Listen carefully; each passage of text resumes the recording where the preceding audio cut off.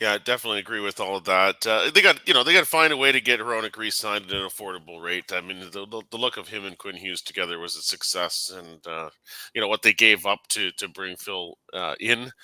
Um, you know, you want to stick with that. I think for a little while longer. That'll be very fascinating to see. And then, yeah, as you said, Sean, everything else kind of falls into place around that transaction.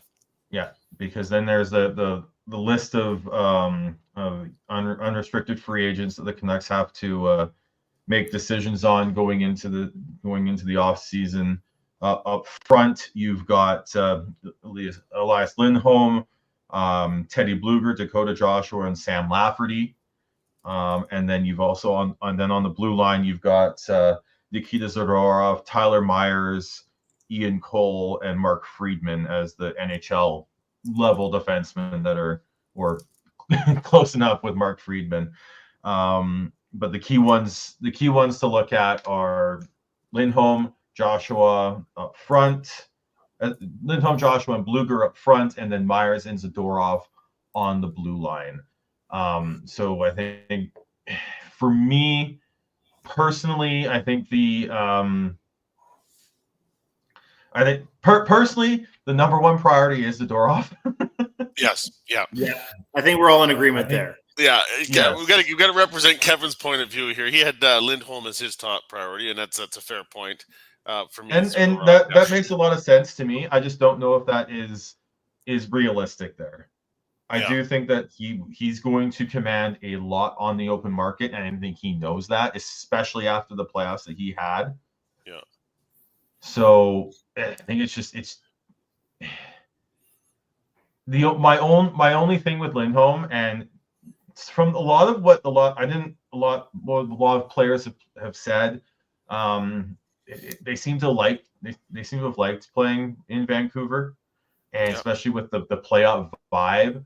And I wonder if there might be some sort of unfinished business sort of mentality with a few of these UFAs. Zadorov, I could see that for sure. Tyler Myers is he's got roots in Vancouver and the Okanagan now. I wouldn't be surprised if they bring him back. Yeah.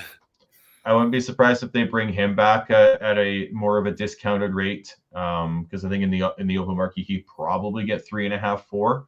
Yeah. I wonder if they're able to knock off a $500,000 to $1 million off of that. I mean, to steal a phrase that was more popular back in the 2011 era, kind of like a modern version of what we called the hometown discount, I believe is what was referred to back then. Yeah, and then that usually involves no movement clauses, but yeah. Yes, that is the one issue there. Yeah. I think the other key decision there is Dakota Joshua. Are the Canucks able to potentially go out and find another version of him that would another cheaper version of him that could play on the third line, or which is even kind of alluded to?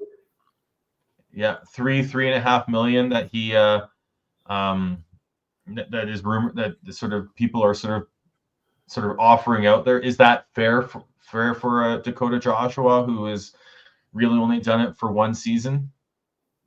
So I think that he's the one that I think I'm most interested in terms of what happens.